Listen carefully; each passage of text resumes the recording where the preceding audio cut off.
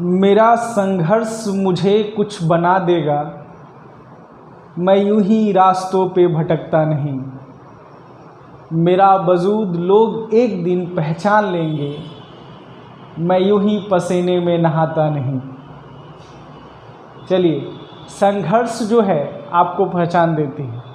आप लड़िए, जी जान से लड़िए, कुछ दीजिए अपने सफलता को, तब वो आपको कुछ न कुछ दे देगी, कुछ न कुछ दे देगी, पक्का है। चलिए, ट्रांसलेशन सीरीज की तरफ चलते हैं। पहले जो चैप्टर चल रहा था वो चैप्टर था simple sentence, English to Hindi. इससे पहले जो वीडियो मैंने बनाया था वो हिंदी से इंग्लिश करने का। अब इंग्लिश से हिंदी करने के चैप्टर्स को सेंटेंस कैसे बनेंगे वो समझते हैं। इसके रूल्स हैं, वो रूल्स लिख लीजिएगा आप, पॉज करके वीडियो को आप आराम से लिख लीजिएगा। फाइंड द वर्ब, सबसे पहले आपको पहचानना है कि वर्ब कौन है। वर्ब क्या होगा हमारा, इज, आर, वाज और वेयर, और कुछ नहीं होगा, ठीक है। ये सिंपल सेंटेंस है इसलिए बोल रहा हूँ। बिफोर द वर्ब यानी इज एम आर के पहले ऑल वर्ड आर सब्जेक्ट, सभी शब्द सब्जेक्ट हैं या पार्ट ऑफ सब्जेक्ट है, एक्सेप्ट टाइम वर्ड, समय शब्द को छोड़ के, यानी कल, परसों, आज को छोड़ के। अगर वो कल हो गया, परसों हो गया, 2019 हो गया, ये सब समय शब्द वाक्य में कहाँ आ जाए, किस तरह से सेट करना रहता है, उसे छोड़कर बाकी जितने भी हैं वो सभी के सभी टाइम वर्ड हो जाएंगे subject. After the verb all word are object, after the verb all word are object या पार्ट ऑफ ऑब्जेक्ट, यानी इज एम आर या वाज वेयर के बाद जो शब्द बनेंगे वो सभी मेरे क्या कहलाएंगे, ऑब्जेक्ट कहलाएंगे।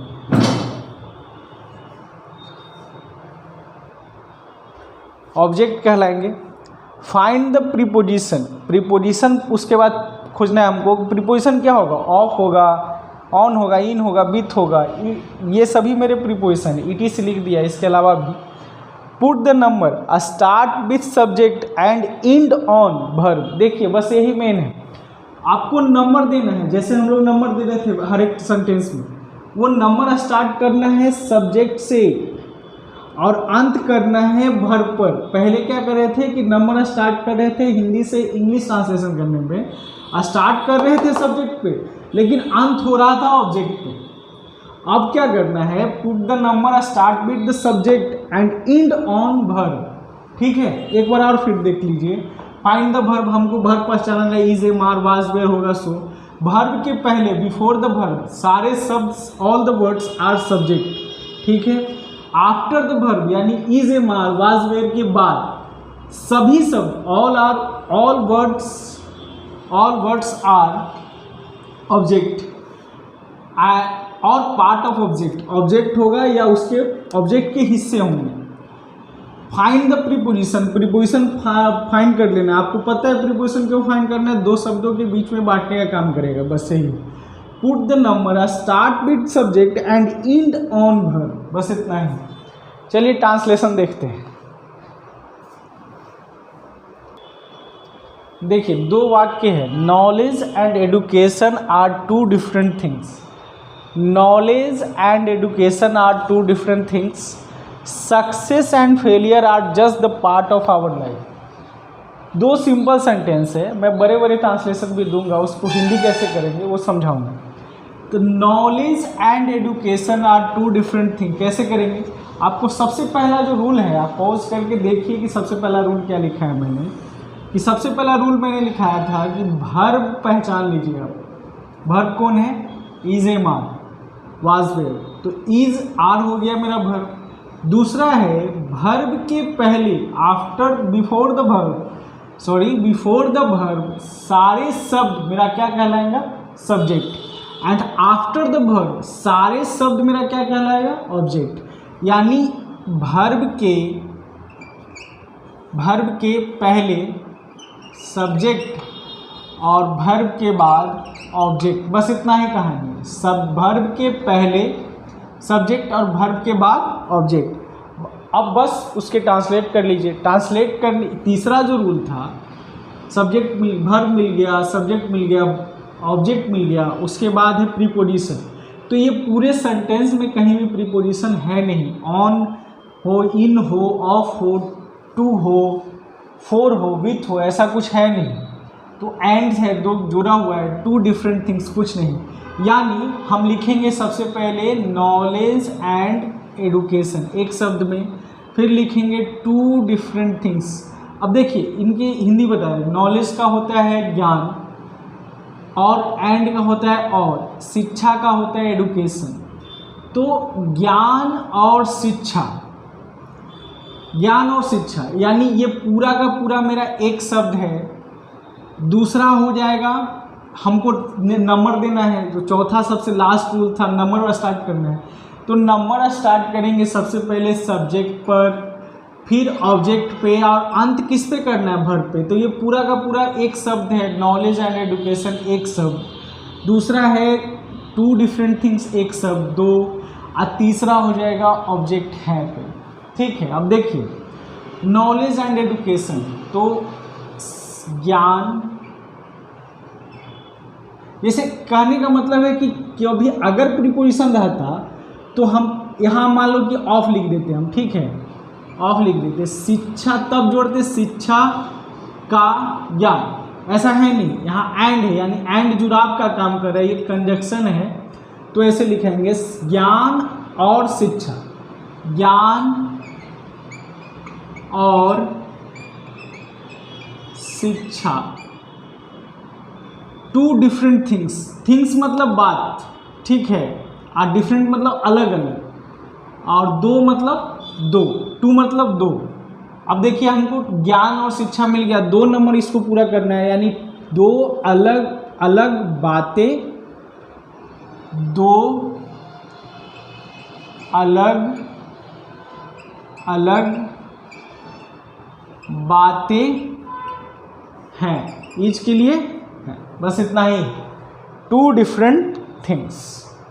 ज्ञान और शिक्षा 2 अलग अलग बातें हैं, समझे।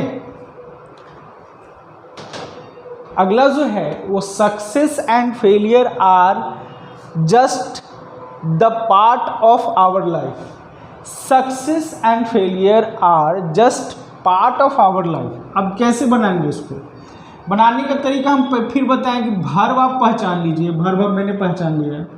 वर्ब के पहले, यानी वर्ब के पहले सब्जेक्ट होगा और वर्ब के बाद ऑब्जेक्ट होगा, सीधी सी बात है। इतना सिंपल सा कॉन्सेप्ट है ना कि आप आराम से बना लीजिएगा।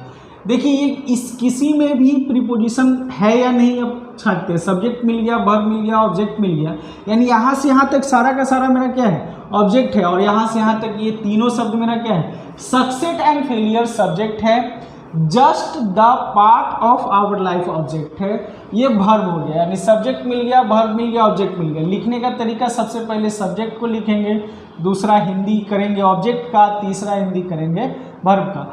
अब इस ऑब्जेक्ट में प्रीपोजिशन होगा तो नंबर संख्याएं बढ़ जाएंगे।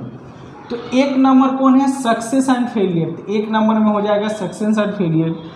इधर देखिए प्रीपोजिशन है कि नहीं, हाँ मिल गया सर, ऑफ मिल गया, यानी हमको नंबर स्टार्ट करना है सबसे पीछे से, नंबर स्टार्ट करना है सबसे पीछे से, एक मिल गया, फिर नंबर स्टार्ट करना है आवर लाइफ 2, ऑफ 3, और पार्ट 4, जस्ट 5 और 6। तो जस्ट को अलग इसलिए रखे हैं क्योंकि ये एडवर्ब है, ठीक है, इसलिए एडवर्ब अलग हिस्सा रखता है अपने आप को, उसका हिंदी होगा सिर्फ। पार्ट का हिस्सा आवर लाइफ यानी हमारा जीवन, हमारे जीवन, सक्सेस एंड फेलियर सफलता और असफलता।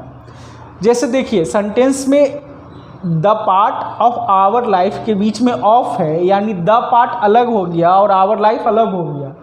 पिछले वीडियो जो मैंने आपको बताए थे, जो हिंदी से इंग्लिश ट्रांसलेशन करने के लिए सेम इसी तरह का ट्रिक मैंने आपको बताया था, वही ट्रिक यहाँ पर लागू हो रहा है। बस देखिएगा, एक नंबर में लिखना है सफलता और असफलता, सक्सेस एंड फेलियर के लिए।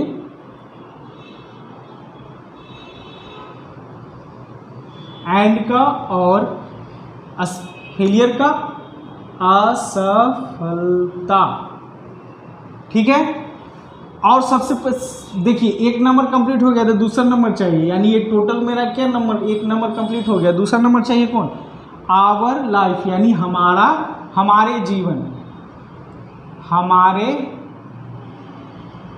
जीवन, जीवन ऑफ का ये हो जाएगा। अच्छा ये टोटल एक ही हिस्सा है, गलती से लिखा गया, ये 4 नंबर है, ये 5 नंबर, 4 नंबर तो जस्ट का होगा सिर्फ एक हिस्सा है। तो सफलता और असफलता हमारे जीवन का सिर्फ एक हिस्सा है और कुछ नहीं, ठीक है। आप सफल हो गए तो बस आपका जीवन का एक हिस्सा है, वो आपका जीवन नहीं। असफल हो गए तो वो बस आपके जीवन का एक हिस्सा है, आपका जीवन नहीं। चलिए अगला ट्रांसलेशन देखते हैं। देखिए, selfless love is the biggest religion in the world, ठीक है। दूसरा है, Mahatma Gandhi was a priest of truth and non violence. Priest मतलब पुजारी होता है, सेल्फलेस लव मतलब निस्वार्थ प्रेम, बिगेस्ट रिलीजन सबसे बड़ा धर्म, इन द वर्ल्ड यानी विश्व में, विश्व का। महात्मा गांधी का हिंदी आप जानते हो, ट्रूथ एंड नॉन वायलेंस यानी सत्य और अहिंसा, सत्य और अहिंसा। अब इसको ट्रांसलेट करते हैं। तो ट्रांसलेट करने के लिए आपको साधारण तरीका बताया कि वर्ब आप चुन लीजिए, सबसे पहला रूल कि वर्ब चुन लीजिए। वर्ब चुनने के बाद वर्ब के पहले सब्जेक्ट SUB लिख देते हैं यानी सब्जेक्ट, वर्ब के बाद ऑब्जेक्ट, बस इतना ही कहानी। वर्ब के पहले सब्जेक्ट मिला, वर्ब के बाद ऑब्जेक्ट मिल गया, यानी सब्जेक्ट वर्ब ऑब्जेक्ट मिल गया हमको। तो अब हमको प्रीपोजिशन छांटना है, तो यहाँ से लेके यहाँ तक प्रीपोजिशन एक शब्द मिला इन, बस हो गया। अब नंबरिंग देना है, तो सबसे पहला नंबर होगा सब्जेक्ट पे, एक नंबर ये, और सब उसके बाद सीधे पीछे चलाना है, एकदम वाक्य के अंत में चलाना है, कुछ नहीं करना है। वाक्य के अंत में चले आना है। 2 नंबर में द वर्ल्ड, इन हो जाएगा 3 नंबर। द बिगेस्ट रिलीजन के बीच में कोई प्रीपोजिशन नहीं, इसलिए एक ही शब्द है ये, इसको बोलेंगे 4 और इज को बोलेंगे 5, बस इतना ही। अब सेंटेंस को ट्रांसलेट करिए। एक नंबर में होगा सेल्फलेस लव यानी निस्वार्थ प्रेम, निस्वार्थ प्रेम, प्रेम दुनिया का। दूसरा नंबर में दुनिया का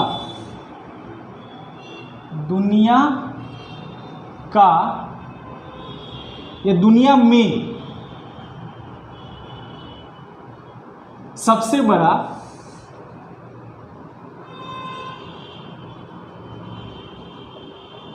धर्म, सबसे बड़ा धर्म 4 नंबर, ठीक है।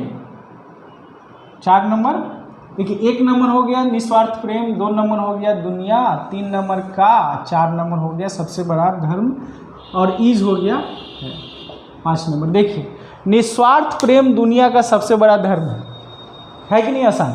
चलिए, Mahatma Gandhi was a priest of truth and non violence. देखिए कैसे बनेगा इसको, आराम से ध्यान से देखिए। वाज मिल गया, वाज मेरा मिल गया वर्ब के पहले सब्जेक्ट और वर्ब के बाद ऑब्जेक्ट, इतना ही तो कहानी है कि वर्ब के पहले सब्जेक्ट और वर्ब के बाद ऑब्जेक्ट, बस इतना ही। अब हमको प्रीपोजिशन छांट लेना। प्रीपोजिशन मिला क्या, ऑफ, फिर मिलागा कुछ नहीं मिला। बस देखिए, 1 नंबर देना है महात्मा गांधी, क्योंकि यह सब्जेक्ट है, इसी से वाक्य का शुरुआत होगा, और अंत करना है वर्ब पे, तो ऑब्जेक्ट पहले ले लेते हैं। तो सबसे पहले सबसे पीछे चलाना, जहाँ पर सेंटेंस का अंत होता है, फुल स्टॉप रहता है। तो ये हो गया क्या, 2 नंबर, ऑफ हो गया 3 नंबर, और ए प्रीस्ट हो गया 4 नंबर, और वाज हो गया 5 नंबर। सिंपल सेंटेंस है। तो महात्मा गांधी सत्य और अहिंसा के पुजारी थे। महात्मा गांधी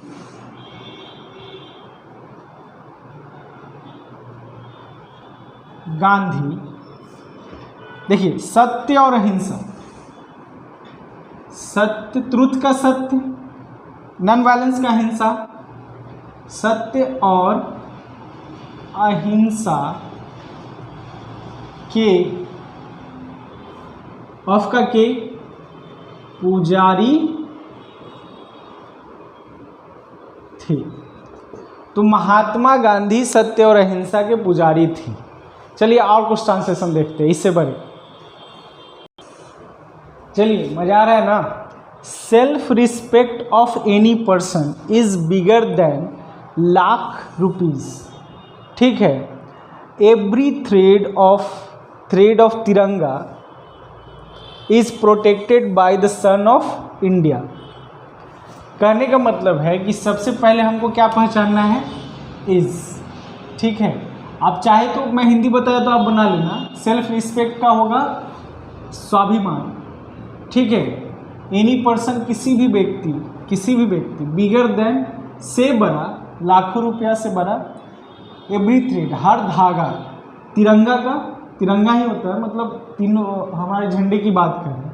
प्रोटेक्टेड मतलब सुरक्षित, बाई द्वारा, सन का हो जाएगा सपूत या पुत्र, इंडिया भारत का इंडिया का भारत। चलिए इसको ट्रांसलेट करते हैं। तो ट्रांसलेट ऐसे होगा, सबसे पहले इज मिल गया। इज के पहले सभी क्या, वर्ब के पहले सभी सब्जेक्ट और वर्ब के बाद सभी ऑब्जेक्ट। अब हमको प्रीपोजिशन छांटना है। सब्जेक्ट वर्ब ऑब्जेक्ट मिल गया, प्रीपोजिशन छांटना है। तो पहला प्रीपोजिशन ऑफ हुआ, दूसरा हो गया यहाँ देन, और कुछ नहीं। यानी एनी पर्सन और सेल्फ रिस्पेक्ट के बीच में बांटने का काम कौन कर रहा है, ऑफ। यानी सबसे पहले नंबर इसको देंगे, फिर ऑफ को देंगे, फिर सेल्फ रिस्पेक्ट को देंगे।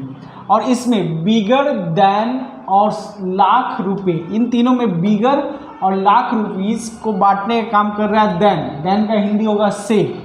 तो ये बिगर और लाख रुपए के बीच में सबसे पहले हम लाख रुपीस को लिखेंगे, फिर देन को, फिर बिगर को। पीछे से आगे जाता है ट्रांसलेशन। हिंदी से इंग्लिश ट्रांसलेशन करने के लिए, इंग्लिश से हिंदी ट्रांसलेशन, हिंदी को जब इंग्लिश से हिंदी करिएगा तो वाक्य को पीछे से आगे की तरफ पकड़िएगा बस। 1 number any person, 2 number of, 3 number self respect, चौथा नंबर सबसे पहले सेंटेंस के लास्ट में चल देना लाख रुपीज़। क्योंकि बिगर और लाख रुपीज़ के बीच में बांटने का काम कौन रहा है, देन कर रहा है। यानी लाख रुपीज़ एक शब्द है, तो चौथा हो गया लाख रुपीज़, पांचवा हो गया देन, छठा हो गया बिगर, और अंत किस पे करना है, इज पे, यानी भर पे। ठीक है। 7, तो एनी पर्सन, किसी भी का कोई मीनिंग नहीं होता। भी का मीनिंग होता है, इवन होता है, वो आगे चलेंगे, यहाँ नहीं होगा। व्यक्ति, किसी भी व्यक्ति का, ऑफ का के की वो वाक्य के सुटेबल करने के लिए आप यूज कर सकते हैं। कहीं का लगेगा, कहीं की लगेगा, कहीं के लगेगा, क्योंकि ऑफ का तीनों हिंदी होता है। वो वाक्य को शुद्ध करने के लिए, अच्छा बोलने में अच्छा लगे, उसके अनुसार से यूज होगा। तो किसी व्यक्ति का स्वाभिमान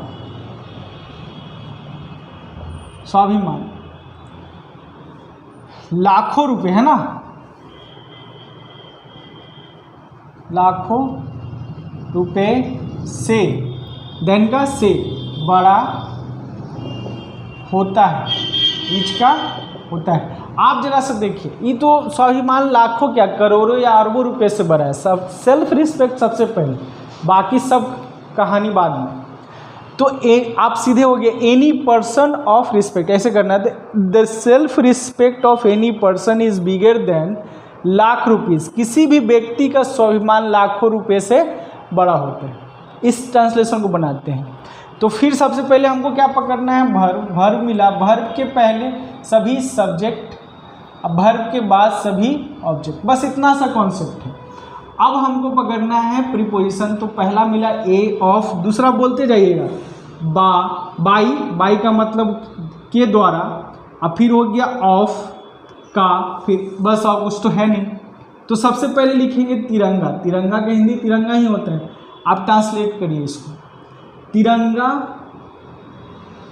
का हर धागा, तिरंगा का हर धागा, सब उसके बाद सबसे नीचे भारत के सपूतों, यहाँ सपूतों के द्वारा, बाई का के द्वारा सुरक्षित है। तिरंगा का हर धागा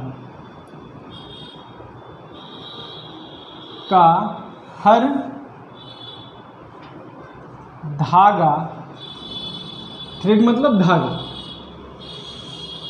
भारत के सपूतों के बाइका के द्वारा सुरक्षित है।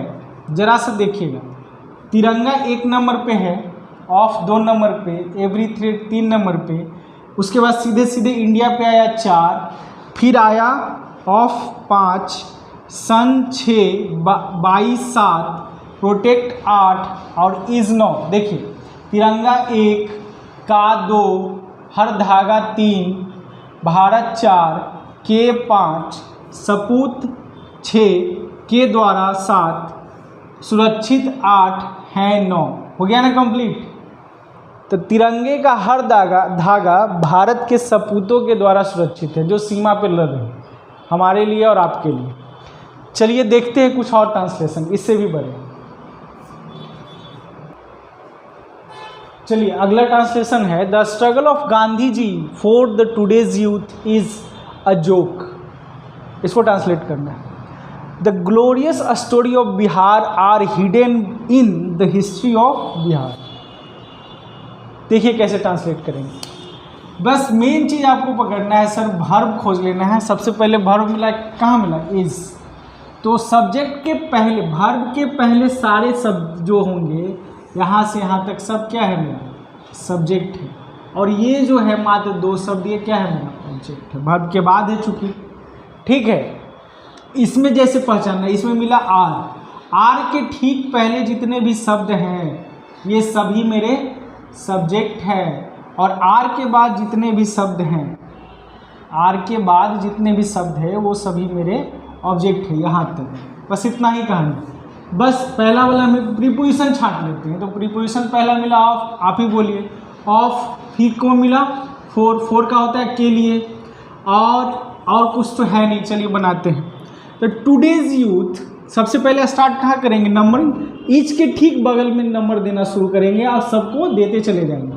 तो ईच के ठीक बगल वाला टुडेज यूथ, आज के युवा पहला, दूसरा के लिए, तीसरा गांधी जी, चौथा ऑफ, पांचवा स्ट्रगल यानी संघर्ष।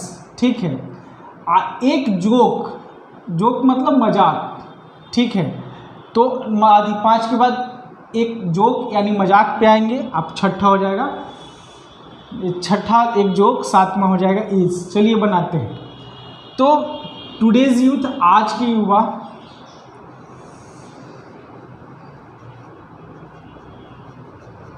आज के युवाओं, 4 का के लिए गांधी जी, ऑफ का और स्ट्रगल का संघर्ष। एक मजाक, छठा एक मजाक है, 7वां है। तो आज के युवाओं के लिए गांधी जी का संघर्ष एक मजाक है। यह सबसे बड़ा बेवकूफ़ी है। चलिए नीचे देखते हैं। The glorious stories of Bihar are hidden in the history of Bihar. तो आपको पहले बताया वर्ब मिला, वर्ब के पहले सब्जेक्ट है, वर्ब के बाद सब ऑब्जेक्ट। अब नंबर कहाँ देना है, वर्ब के ठीक पहले वाले शब्द से नंबर देना स्टार्ट करना है। स्टार्ट कैसे करेंगे, सबसे पहले प्रीपोजिशन को छांट लेंगे। यहाँ मिला ऑफ, और क्या है इन, और क्या है ऑफ, बस इतना ही कहानी है। तो सबसे पहले बिहार को लिखेंगे 1 नंबर पे, 2 नंबर पे ऑफ, 3 नंबर पे पूरा का पूरा लिखाएगा, क्योंकि तीनों के बीच में कोई प्रीपोजिशन नहीं है। तो ग्लोरियस स्टोरीज मतलब हो रहा है गौरवशाली गाथाएं या कहानियाँ।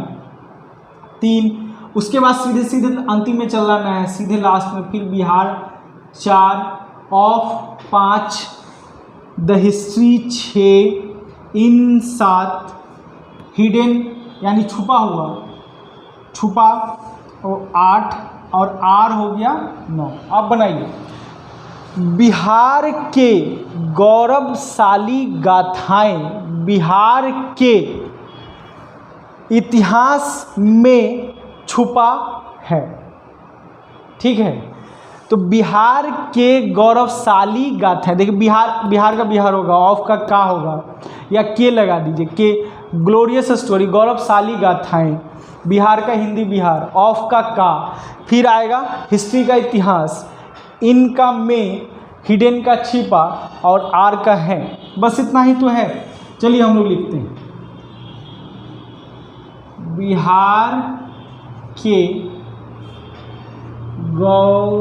गौरवशाली गाथाएं, बिहार के गौरवशाली गाथाएं, उसके बाद सीधे कहाँ, लास्ट में, बिहार के इतिहास में छिपा, बस इतना ही तो है। बिहार के गौरवशाली गाथाएं बिहार के इतिहास में छुपा है। The glorious history of Bihar are hidden in the history of Bihar. बस इतना ही तो है। चलिए एक दो और ट्रांसलेशन देखते हैं। देखिए सर, कह रहे हैं कि इसको ट्रांसलेट हिंदी में करना है, बहुत आसान है। मैं जो ट्रिक मैंने आपको बताया, ट्रिक नहीं है, बेसिकली यही तरीका ही है। ट्रिक वगैरह कोई नहीं होता, कोई कहते ट्रिक है, ट्रिक वगैरह कोई नहीं होता, तरीका ही यही है जिससे आप अंग्रेजी को हिंदी में ट्रांसलेट कर सकते हैं, और कुछ बात नहीं। जैसे इंग्लिश में कोई क्या कहता है कि मैं आपको बेसिक पढ़ाता हूँ, फिर फाउंडेशन पढ़ाता हूँ, फिर एडवांस पढ़ाता हूँ। बेसिकली ये कुछ होता नहीं है, सब इंग्लिश ही होता है, अंग्रेज़ी होता है, और कुछ नहीं होता। ठीक है, मेन चीज़ समझिए, मैं उन सब बातों पे नहीं पढ़ता, ध्यान दो। देखिए यहाँ क्या है कि वर्ब जो है, सबसे पहले इन सभी शब्द में वर्ब को पहचानिए। मैं सेंटेंस पढ़ देता हूँ। द सेक्रीफाइस मतलब बलिदान, the sacrifice for country of Bhagat Singh, Sukhdev and Rajguru. आपको पता होगा, ये वो है जिनके बारे में ना पता होना शर्म की बात है। Was sacrifice for country of Bhagat Singh, Sukhdev and Rajguru was an important part of awareness of independence of India. अब इसको ट्रांसलेट करते हैं। तो सबसे पहले हमको वर्ब मिल गया वाज। वाज का हिंदी क्या होता है सर? था। बस इतना ही कहानी है। तो वाज के पहले यानी वर्ब के पहले सभी सब्जेक्ट और वर्ब के बाद सभी ऑब्जेक्ट, ये कॉन्सेप्ट है। अब इसके बाद प्रीपोजिशन को छांटना है। मेरे साथ बोलिए, सेक्रीफाइस नहीं है मेरा प्रीपोजिशन, फोर है भाई, कंट्री नहीं है मेरा, ऑफ है, भगत सिंह, सुखदेव एंड राजगुरु नहीं है। इसके बाद एन इम्पॉर्टेंट पार्ट ऑफ मिल गया मेरा प्रीपोजिशन, अवेयरनेस ऑफ मिल गया मेरा प्रीपोजिशन, फिर मिल गया ऑफ मेरा प्रीपोजिशन, इंडिपेंडेंस के बाद ऑफ। इतने सारे प्रीपोजिशन हैं। प्रीपोजिशन इंडिया और इंडिपेंडेंस को अलग कर रहा है, एन इम्पॉर्टेंट पार्ट और द अवेयरनेस को ऑफ अलग कर रहा है, भगत सिंह, सुखदेव, राजगुरु और कंट्री को ऑफ अलग कर रहा है, कंट्री और सेक्रीफाइस को बांटने का काम फोर कर रहा है। देखिए इस सेंटेंस को बनाते हैं। तो आपको पता है सबसे पहले वर्ब के ठीक बगल वाले वाक्य पर एक नंबर से स्टार्ट करना है। तो चूंकि ये सभी एक ही शब्द है तो लिखाएगा भगत सिंह, सुखदेव और राजगुरु, तो एक नंबर पे लिख देंगे भगत सिंह, सुखदेव और राजगुरु।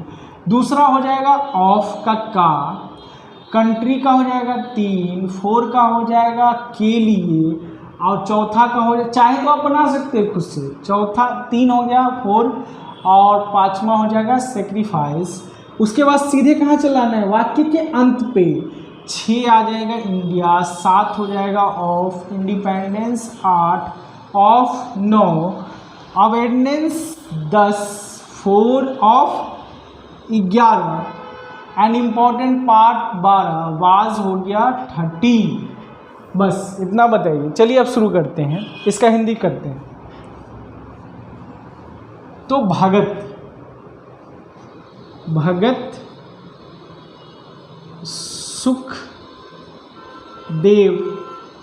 और राजगुरु,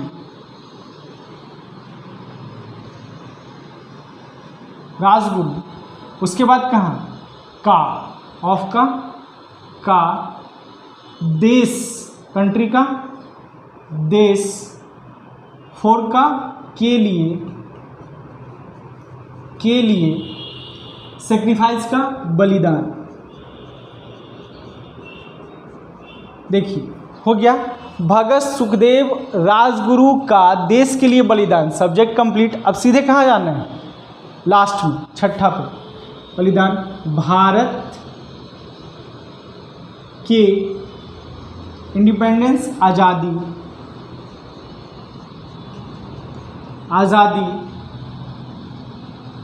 का, आज़ादी के, या का की देख लेते पहले, का के जागरूकता, ऑफ का एन इम्पॉर्टेंट पार्ट, एक महत्वपूर्ण हिस्सा, एक महत्वपूर्ण पार्ट का हिस्सा था। ये तीनों ने जब जान दी ना, उसके बाद उस समय के नौजवानों को ये लगा कि देश के लिए कोई 23 साल 25 साल का लड़का मर भी सकता है। समझे, ये घटना थी जिसने जागरूकता भरी लोगों में आज़ादी की। बड़ा बहुत ही गौरवान्वित चीज़ है। चलिए हम लोग वो इसको ट्रांसलेट करते हैं। जैसे देखिए, अब देख लीजिए, भगत सिंह सुखदेव एंड राजगुरु। तो भगत सिंह सुखदेव और राजगुरु, ऑफ का, कंट्री, देश, फॉर, के लिए, बलिदान, सेक्रीफाइस, बलिदान, भारत, इंडिया, भारत, ऑफ के, इंडिपेंडेंस, आज़ादी, ऑफ के, अवेयरनेस, जागरूकता, ऑफ का, एक इम्पॉर्टेंट पार्ट एंड एक महत्वपूर्ण हिस्सा वास था। तो भगत सिंह सुखदेव और राजगुरु का देश के लिए बलिदान भारत के आज़ादी के जागरूकता का एक महत्वपूर्ण हिस्सा था। समझ गए। तो ये जो ट्रांसलेशन मैं आपको दे रहा हूँ, ये बेसिकली आप खुद भी ट्रांसलेशन कहीं से देखिए और उसका ट्रांसलेशन हिंदी में करिए। वो सभी ट्रांसलेशन सिंपल ट्रांसलेशन होंगे जिसमें verb, was, were, is, are रहेगा। वो इसी मेथड से आप ट्रांसलेट कर सकते हैं। मुझे आशा है कि आप लोगों को समझ में आया होगा। ये हिंदी से इंग्लिश से हिंदी का ट्रांसलेशन ख़त्म हुआ। आप कमेंट कर सकते हैं हमको कि अगर मुझे इसमें और भी ट्रांसलेशन दे जिसका हम हिंदी करके दे, तो एक वीडियो मैं आपके लिए और एक्स्ट्रा डाल दूंगा। कमेंट करिए। दूसरी, इस वीडियो को शेयर करिए जितना ज़्यादा, कि लोगों को जो हिंदी माध्यम के जितने भी छात्र हैं उनको समझ में आए कि मैं कैसे हिंदी से इंग्लिश ट्रांसलेशन कर सकूं और इंग्लिश से हिंदी ट्रांसलेशन कर सकूं। धन्यवाद।